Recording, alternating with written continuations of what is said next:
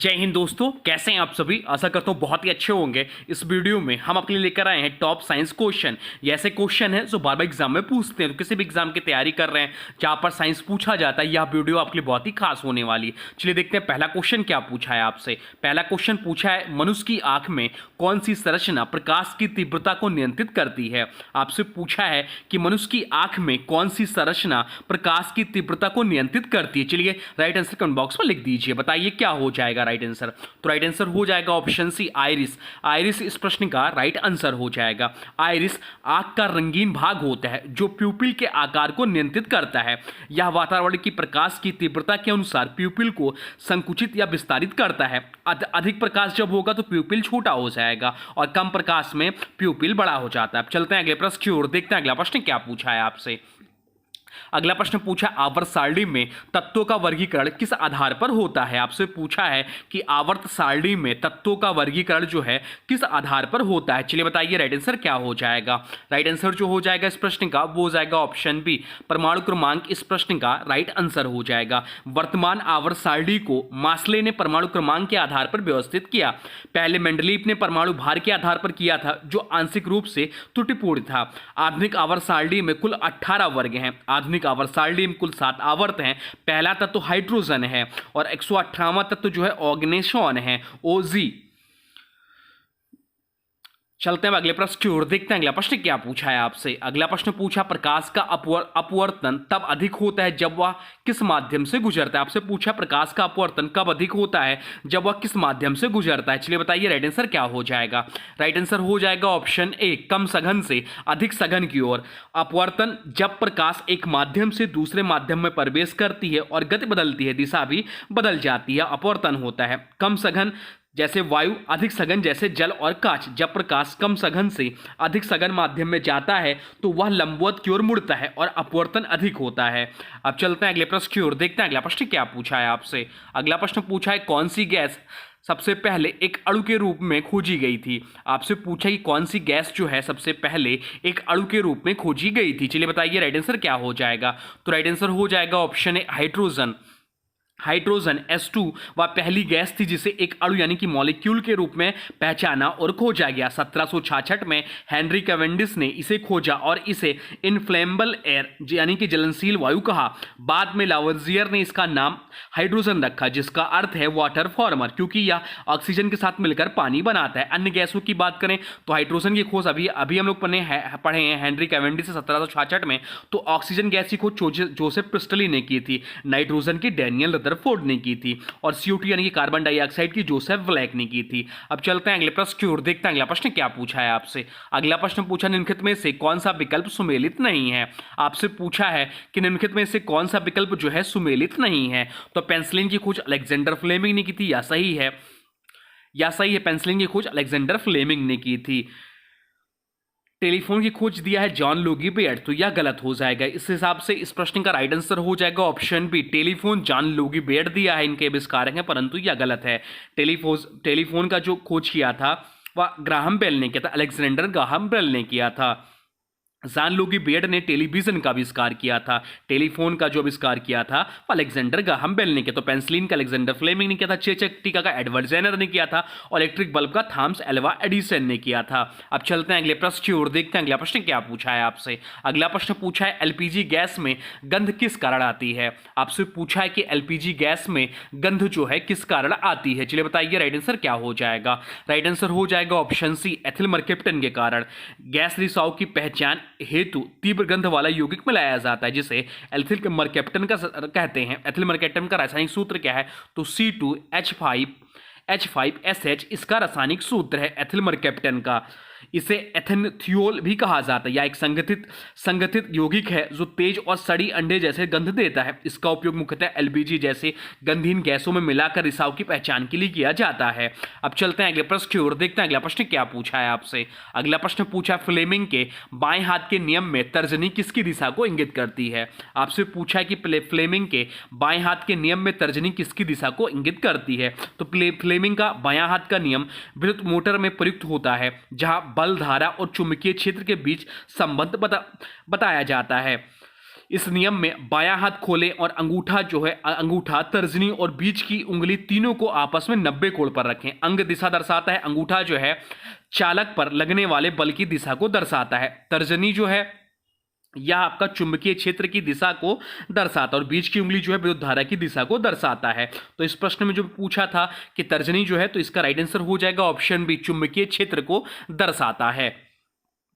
इसका उपयोग क्या है? तो यह नियम मोटर में लागू होता है जब कोई चालक चुंबकीय क्षेत्र में धारा वहन करता है तो उस पर बल लगता है। अब चलते हैं अगले प्रश्न की ओर, देखते हैं अगला प्रश्न क्या पूछा है आपसे। अगला प्रश्न पूछा, एक मानव हृदय में कुल कितने वाल्व होते हैं? आपसे पूछा है कि एक मानव हृदय में कुल कितने वाल्व होते हैं। चलिए बताइए राइट आंसर क्या हो जाएगा। राइट आंसर हो जाएगा ऑप्शन सी, 4 वाल्व होते हैं। मानव हृदय में कुल 4 वाल्व होते हैं जो रक्त के प्रवाह को एक ही दिशा में बनाए रखते हैं। ये होते हैं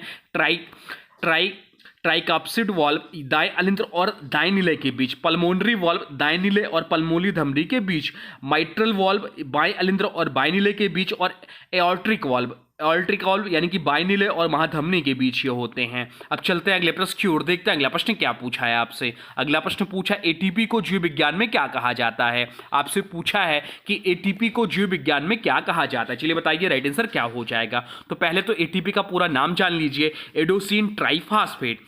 इसका राइट आंसर हो जाएगा ऑप्शन सी, कोशिका की उजरा मुद्रा कहते हैं। यह ऊर्जा का मुख्य स्रोत है जो कोशिका में होने वाली जैव रासायनिक प्रक्रियाओं को संचालित करता है। एटीपी का निर्माण जो है वह माइटोकॉन्ड्रिया में होता है, यह भी ध्यान रखिएगा। अब चलते हैं अगले प्रश्न की ओर, देखते हैं अगला प्रश्न क्या पूछा है आपसे। अगला प्रश्न पूछा है, डीएनए को आरएनए में रूपांतरित करने की प्रक्रिया को क्या कहते हैं? आपसे पूछा है कि डीएनए को यानी कि डीऑक्सी राइबोन्यूक्लिक एसिड को आरएनए राइबोन्यूक्लिक एसिड में रूपांतरित करने की प्रक्रिया को क्या कहते हैं। चलिए बताइए राइट आंसर क्या हो जाएगा। राइट आंसर हो जाएगा ऑप्शन बी, ट्रांसक्रिप्शन कहते हैं। ट्रांसक्रिप्शन वह प्रक्रिया है जिसमें डीएनए की आनुवांशिक सूचना आरएनए एमआरएनए में कॉपी की जाती है। इसके बाद ट्रांसलेशन प्रक्रिया में एमआरएनए की सूचना के आधार पर प्रोटीन का संश्लेषण होता है। अब चलते हैं अगले प्रश्न की ओर, देखते हैं अगला प्रश्न क्या पूछा है आपसे। अगला प्रश्न पूछा है, वायुमंडलीय दाब को मापने के लिए कौन सा यंत्र प्रयोग किया जाता है? आपसे पूछा है कि वायुमंडलीय दाब को मापने के लिए कौन सा यंत्र प्रयोग किया जाता है। चलिए बताइए राइट आंसर क्या हो जाएगा। राइट आंसर हो जाएगा ऑप्शन बी, बैरोमीटर का प्रयोग किया जाता है। बैरोमीटर का उपयोग वायुमंडलीय दाब मापने के लिए किया जाता है। वायु दाब को सामान्यतः मिलीबार या मिलीमीटर ऑफ मर्करी mmHg में मापा जाता है। बाकी उपकरणों की बात करें तो थर्मामीटर में तापमान मापने के लिए होता है, हाइग्रोमीटर आर्द्रता मापने के लिए होता है और एनीमोमीटर जो है पवन की गति मापने के लिए होता है। अब चलते हैं अगले प्रश्न की ओर, देखते हैं अगला प्रश्न क्या पूछा है आपसे। अगला प्रश्न पूछा है, ग्लोबल वार्मिंग के लिए मुख्य रूप से उत्तरदायी गैस कौन सी है? आपसे पूछा है कि ग्लोबल वार्मिंग के लिए मुख्य रूप से उत्तरदायी गैस कौन सी है। चलिए बताइए राइट आंसर क्या हो जाएगा। राइट आंसर हो जाएगा option B, CO2 right answer हो जाएगा। कार्बन डाइऑक्साइड वैश्विक उष्मीकरण के लिए सबसे अधिक जिम्मेदार गैस है। यह एक प्रमुख ग्रीन हाउस गैस है जो वायुमंडल में ऊष्मा को रोककर पृथ्वी का तापमान बढ़ाती है। अन्य ग्रीन हाउस गैसें भी योगदान करती हैं जैसे मीथेन यानी कि CS4, nitrous oxide N2O, ozone यानी कि O3 और CFC, लेकिन CO2 का प्रभाव सबसे ज्यादा है। अब चलते हैं अगले प्रश्न की ओर, देखते हैं अगला प्रश्न क्या पूछा है आपसे। अगला प्रश्न पूछा है, घरेलू ब्लीचिंग पाउडर का रासायनिक सूत्र क्या है? आपसे पूछा है कि घरेलू ब्लीचिंग पाउडर का रासायनिक सूत्र क्या है। चलिए बताइए राइट आंसर क्या हो जाएगा। राइट आंसर हो जाएगा ऑप्शन बी, CaOCl2 घरेलू ब्लीचिंग पाउडर का रासायनिक सूत्र है। या कैल्शियम ऑक्सीहाइपोक्लोराइट होता है। इसका उपयोग जो होता है वस्त्रों और कागज को सफेद करने में, जल को शुद्ध करने में, कीटाणुनाशक के रूप में, साफ सफाई और सैनिटाइजेशन के रूप में। अब चलते हैं अगले प्रश्न की ओर, देखते हैं अगला प्रश्न क्या पूछा है आपसे। अगला प्रश्न पूछा, किसी अंतरिक्षयान के पृथ्वी से बाहर जाने के लिए न्यूनतम गति कितनी होती है? आपसे पूछा है कि किसी अंतरिक्षयान के पृथ्वी से बाहर जाने के लिए न्यूनतम गति कितनी होती है। चलिए बताइए राइट आंसर क्या हो जाएगा। राइट आंसर हो जाएगा ऑप्शन सी, 11.2 किलोमीटर प्रति सेकेंड। अंतरिक्षयान को पृथ्वी के गुरुत्वाकर्षण क्षेत्र से बाहर निकलने के लिए जो न्यूनतम गति चाहिए उसे पलायन वेग कहा जाता है। पृथ्वी के लिए पलायन वेग होता है 11.2 किलोमीटर प्रति सेकेंड। यदि किसी वस्तु की गति इससे कम है तो वह पृथ्वी की गुरुत्व शक्ति से बाहर नहीं निकल सकती। अब चलते हैं अगले प्रश्न की ओर, देखते हैं अगला प्रश्न क्या पूछा है आपसे। अगला प्रश्न पूछा है, मानव शरीर में पाचन का अधिकांश भाग किस अंग में होता है? आपसे पूछा है कि मानव शरीर में पाचन का अधिकांश भाग किस अंग में होता है। चलिए बताइए राइट आंसर क्या हो जाएगा। राइट आंसर आंसर हो जाएगा ऑप्शन सी छोटी आंत में। ऑप्शन सी इस प्रश्न का राइट आंसर हो जाएगा। छोटी आंत मानव पाचन तंत्र का सबसे महत्वपूर्ण भाग है, जहां पाचन क्रिया का अधिकांश हिस्सा पूर्ण होता है और पोषक तत्वों का अवशोषण भी यही होता है। इसमें 3 भाग होते हैं, ड्यूडेनम, जेजुअम और इलियम। ड्यूडेनम में अमाशय से आया भोजन पित्त रस और अग्नाशय रस के साथ मिलकर पूर्णतः पचता है। अब चलते हैं अगले प्रश्न की ओर, देखते हैं अगला प्रश्न क्या पूछा है आपसे। अगला प्रश्न पूछा किस तत्व को जीवन का तत्व कहा जाता है। आपसे पूछा है कि किस तत्व को जीवन का तत्व कहा जाता है। चलिए बताइए राइट आंसर क्या हो जाएगा। राइट आंसर हो जाएगा ऑप्शन ए, ऑक्सीजन को जीवन का तत्व कहा जाता है। ऑक्सीजन को जीवन का तत्व यानी कि एलिमेंट ऑफ लाइफ कहा जाता है, क्योंकि यह श्वसन के लिए अनिवार्य है। सभी सजीव प्रणाली जैसे मनुष्य, पशु, पक्षी आदि ऑक्सीजन के बिना जीवित नहीं रह सकते। या जल यानी कि H2O का भी एक घटक है और जीवन के सभी जैविक क्रियाकलापों में भी भाग लेती है। ऑक्सीजन यानी कि एटीपी ऊर्जा के उत्पादन में महत्वपूर्ण भूमिका निभाती है। वायुमंडल में गैसों की प्रतिशत मात्रा की बात करें तो वायुमंडल में सबसे अधिक गैस जो पाई जाती है वह नाइट्रोजन, जो कि 78% पाई जाती है। इसके बाद ऑक्सीजन का नंबर आता है जो कि 21% पाया जाता है। अब चलते हैं अगले प्रश्न की ओर, देखते हैं अगला प्रश्न क्या पूछा है आपसे। अगला प्रश्न पूछा यदि किसी दर्पण की फोकस लंबाई +15 है तो यह है। आपसे पूछा कि यदि किसी दर्पण की फोकस लंबाई +15 है तो यह क्या है, तो यह होगा, बताइए राइट आंसर क्या हो जाएगा। राइट आंसर हो जाएगा ऑप्शन बी, उत्तल दर्पण होगा। दर्पण की फोकस लंबाई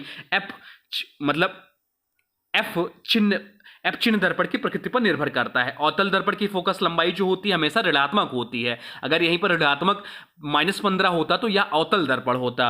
अवतल दर्पण की फोकस लंबाई ऋणात्मक मानी जाती है और उत्तल दर्पण की फोकस लंबाई धनात्मक होती है। प्रश्न में फोकस लंबाई +15 दी गई है, इसलिए यह उत्तल दर्पण होगा। अब चलते हैं अगले प्रश्न की ओर, देखते हैं अगला प्रश्न क्या पूछा है आपसे। अगला प्रश्न पूछा यदि किसी व्यक्ति को दूर की वस्तुएं स्पष्ट रूप से दिखाई नहीं देती तो उसे कौन सा दृष्टि दोष है और इसे कैसे सही किया जा सकता है। चलिए बताइए राइट आंसर क्या हो जाएगा। तो राइट आंसर जो हो जाएगा वो हो जाएगा ऑप्शन डी, निकट दृष्टि दोष होगा, जिसके निवारण के लिए अवतल लेंस का उपयोग करेंगे।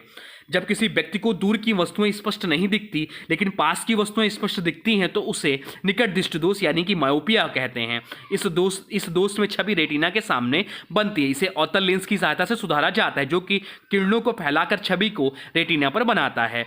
अब चलते हैं अगले प्रश्न की ओर, देखते हैं अगला प्रश्न क्या पूछा है आपसे। अगला प्रश्न पूछा है प्रतिवर्ती धारा का आविष्कार किसके द्वारा किया गया। आपसे पूछा है कि प्रतिवर्ती धारा का आविष्कार किसके द्वारा किया गया। चलिए बताइए राइट आंसर क्या हो जाएगा। राइट आंसर हो जाएगा ऑप्शन डी, निकोला टेस्ला के द्वारा। प्रत्यावर्ती धारा यानी कि एसी अल्टरनेटिंग करंट प्रणाली के आविष्कार और विकास का श्रेय निकोला टेस्ला को दिया जाता है। टेस्ला ने एसी मोटर और ट्रांसफार्मर का विकास किया, जिससे लंबी दूरी तक बिजली का संचार संभव हुआ। वहीं थॉमस एडिसन प्रत्यक्ष धारा यानी कि डीसी यानी कि डायरेक्ट करंट के समर्थक थे और उन्होंने टेस्ला के एसी सिस्टम का विरोध किया था। अंततः एसी प्रणाली ही दुनिया भर में बिजली आपूर्ति का आधार बनी। अब चलते हैं अगले प्रश्न की ओर, देखते हैं अगला प्रश्न क्या पूछा है आपसे। अगला प्रश्न पूछा है पाचन की प्रक्रिया में लीवर किस प्रकार सहायता करता है। आपसे पूछा है कि पाचन की प्रक्रिया में लीवर जो है किस प्रकार सहायता करता है। चलिए बताइए राइट आंसर क्या हो जाएगा। राइट आंसर हो जाएगा ऑप्शन सी, पित्तरस बनाकर।